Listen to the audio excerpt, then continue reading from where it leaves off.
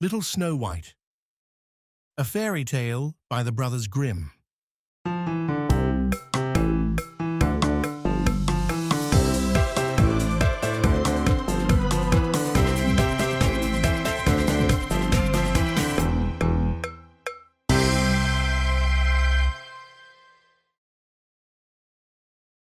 It was the middle of winter, and the snowflakes were falling like feathers from the sky, and a queen sat at her window working, and her embroidery frame was of ebony.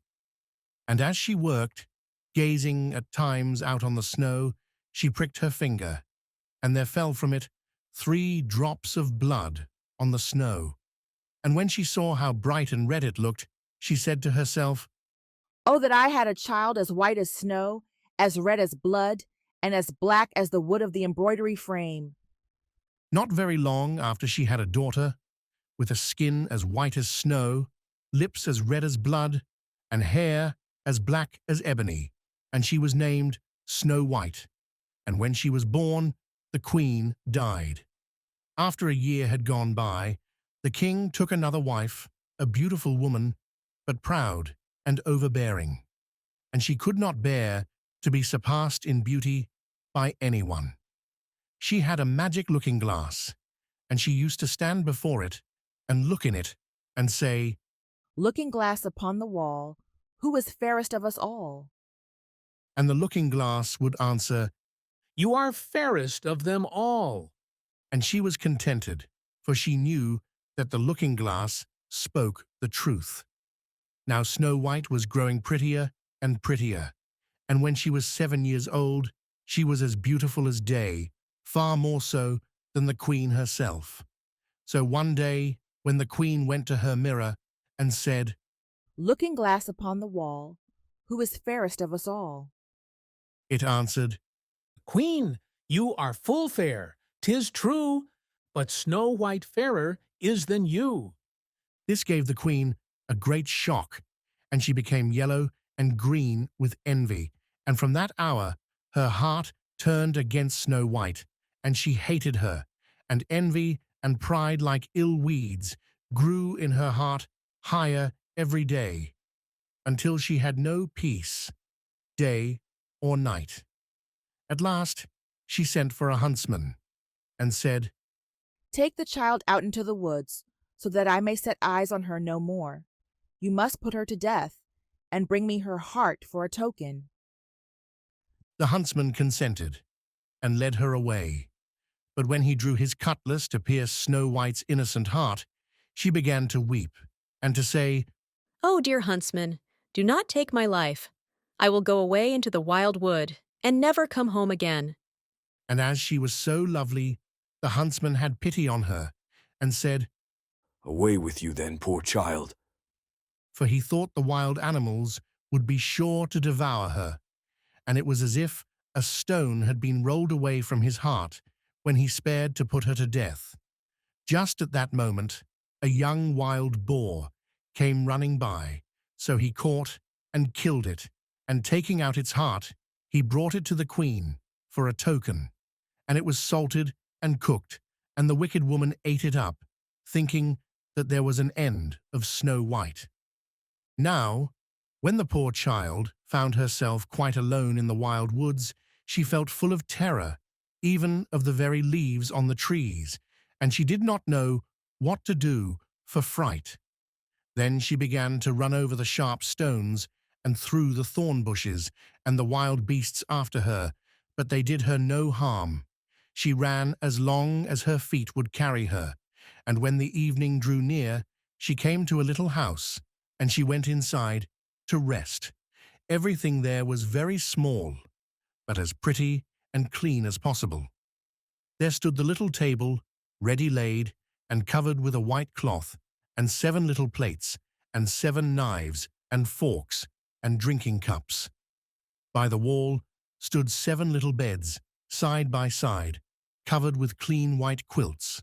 Snow White, being very hungry and thirsty, ate from each plate a little porridge and bread, and drank out of each little cup a drop of wine, so as not to finish up one portion alone. After that, She felt so tired that she lay down on one of the beds, but it did not seem to suit her. One was too long, another too short, but at last the seventh was quite right, and so she lay down upon it, committed herself to heaven, and fell asleep. When it was quite dark, the masters of the house came home. They were 7 dwarfs, whose occupation was to dig underground among the mountains. When they had lighted their 7 candles, and it was quite light in the little house, they saw that someone must have been in, as everything was not in the same order in which they left it. The first said, Who has been sitting in my little chair? the second said, Who has been eating from my little plate? the third said, Who has been taking my little loaf? the fourth said, Who has been tasting my porridge? the fifth said, Who has been using my little fork? the sixth said, Who has been cutting with my little knife? the seventh said. Who has been drinking from my little cup? Then the first one, looking round, saw a hollow in his bed, and cried, Who has been lying on my bed? and the others came running, and cried. Someone has been on our beds too. But when the seventh looked at his bed, he saw little Snow White lying there asleep. Then he told the others, who came running up, crying out in their astonishment, and holding up their 7 little candles to throw a light upon Snow White. Oh goodness, oh gracious. Cried they, What beautiful child is this? and were so full of joy to see her that they did not wake her, but let her sleep on. And the 7th dwarf slept with his comrades, an hour at a time with each, until the night had passed. When it was morning, and Snow White awoke and saw the 7 dwarfs, she was very frightened, but they seemed quite friendly, and asked her what her name was, and she told them, and then they asked how she came to be in their house. And she related to them how her stepmother had wished her to be put to death, and how the huntsman had spared her life, and how she had run the whole day long until at last she had found their little house. Then the dwarfs said, If you will keep our house for us, and cook, and wash, and make the beds, and sew, and knit, and keep everything tidy and clean, you may stay with us, and you shall lack nothing. With all my heart. said Snow White, and so she stayed, and kept the house in good order. In the morning, the dwarfs went to the mountain to dig for gold. In the evening, they came home, and their supper had to be ready for them. All the day long, the maiden was left alone, and the good little dwarfs warned her, saying, Beware of your stepmother. She will soon know you are here. Let no one into the house. Now the queen, having eaten Snow White's heart, as she supposed, felt quite sure that now she was the first and fairest, and so she came to her mirror and said, Looking glass upon the wall, who is fairest of us all? and the glass answered, Queen, thou art of beauty rare, but Snow White living in the glen, with the 7 little men, is 1,000 times more fair.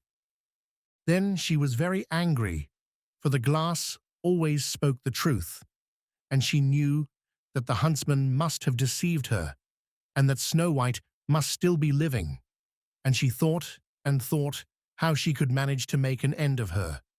For as long as she was not the fairest in the land, envy left her no rest. At last she thought of a plan. She painted her face and dressed herself like an old peddler woman, so that no one would have known her. In this disguise, she went across the 7 mountains until she came to the house of the 7 little dwarfs, and she knocked at the door and cried, Fine wares to sell! Fine wares to sell!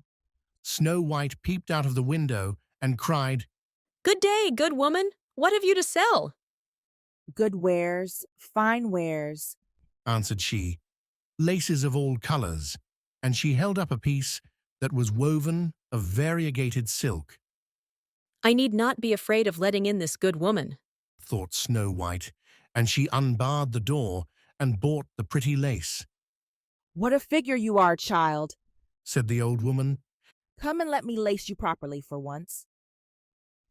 Snow White, suspecting nothing, stood up before her and let her lace her with the new lace. But the old woman laced so quick and tight that it took Snow White's breath away, and she fell down as dead. Now you have done with being the fairest. Said the old woman as she hastened away. Not long after that, towards evening, the 7 dwarfs came home and were terrified to see their dear Snow White lying on the ground without life or motion. They raised her up, and when they saw how tightly she was laced, they cut the lace in 2. Then she began to draw breath, and little by little she returned to life. When the dwarfs heard what had happened, they said, The old peddler woman was no other than the wicked queen. You must beware of letting anyone in when we are not here. And when the wicked woman got home, she went to her glass and said, Looking glass against the wall, who is fairest of us all? and it answered as before. Queen, thou art of beauty rare, but Snow White living in the glen, with the 7 little men, is 1,000 times more fair. When she heard that, she was so struck with surprise that all the blood left her heart, for she knew that Snow White must still be living. But now, Said she, I will think of something that will be her ruin. and by witchcraft she made a poisoned comb. Then she dressed herself up to look like another different sort of old woman. So she went across the 7 mountains and came to the house of the 7 dwarfs and knocked at the door and cried. Good wares to sell, good wares to sell. Snow White looked out and said, Go away, I must not let anybody in.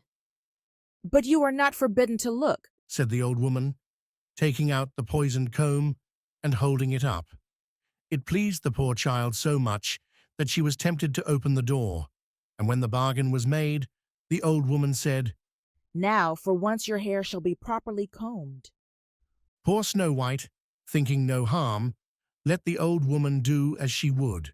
But no sooner was the comb put in her hair than the poison began to work, and the poor girl fell down senseless. Now, you paragon of beauty, Said the wicked woman, this is the end of you. and went off. By good luck, it was now near evening, and the 7 little dwarfs came home. When they saw Snow White lying on the ground as dead, they thought directly that it was the stepmother's doing, and looked about, found the poisoned comb, and no sooner had they drawn it out of her hair than Snow White came to herself, and related all that had passed. Then they warned her once more to be on her guard, and never again to let anyone in at the door. And the queen went home and stood before the looking-glass and said, Looking glass against the wall, who is fairest of us all? and the looking-glass answered as before. Queen, thou art of beauty rare, but Snow White living in the glen, with the 7 little men, is 1,000 times more fair. When she heard the looking-glass speak thus, she trembled and shook with anger. Snow White shall die, Cried she, though it should cost me my own life. and then she went to a secret lonely chamber, where no one was likely to come, and there she made a poisonous apple. It was beautiful to look upon, being white with red cheeks, so that anyone who should see it must long for it, but whoever ate even a little bit of it must die. When the apple was ready, she painted her face, and clothed herself like a peasant woman, and went across the 7 mountains to where the 7 dwarfs lived. And when she knocked at the door, Snow White put her head out of the window and said, I dare not let anybody in. The 7 dwarfs told me not. All right, answered the woman. I can easily get rid of my apples elsewhere. There, I will give you one. No, answered Snow White. I dare not take anything. Are you afraid of poison? Said the woman. Look here, I will cut the apple in 2 pieces. You shall have the red side, I will have the white one. For the apple was so cunningly made that all the poison was in the rosy half of it. Snow White longed for the beautiful apple, and as she saw the peasant woman eating a piece of it, she could no longer refrain, but stretched out her hand and took the poisoned half. But no sooner had she taken a morsel of it into her mouth than she fell to the earth as dead, and the queen, casting on her a terrible glance, laughed aloud and cried, As white as snow, as red as blood, as black as ebony. This time the dwarfs will not be able to bring you to life again. and when she went home and asked the looking-glass, Looking glass upon the wall, who is fairest of us all? at last it answered, You are the fairest now of all. then her envious heart had peace, as much as an envious heart can have. The dwarfs, when they came home in the evening, found Snow White lying on the ground, and there came no breath out of her mouth, and she was dead. They lifted her up, sought if anything poisonous was to be found, cut her laces, combed her hair, washed her with water and wine, but all was of no avail. The poor child was dead, and remained dead. Then they laid her on a bier, and sat all 7 of them round it, and wept and lamented 3 whole days, and then they would have buried her, but that she looked still as if she were living, with her beautiful blooming cheeks. So they said, We cannot hide her away in the black ground. and they had made a coffin of clear glass, so as to be looked into from all sides, and they laid her in it, and wrote in golden letters upon it her name, and that she was a king's daughter.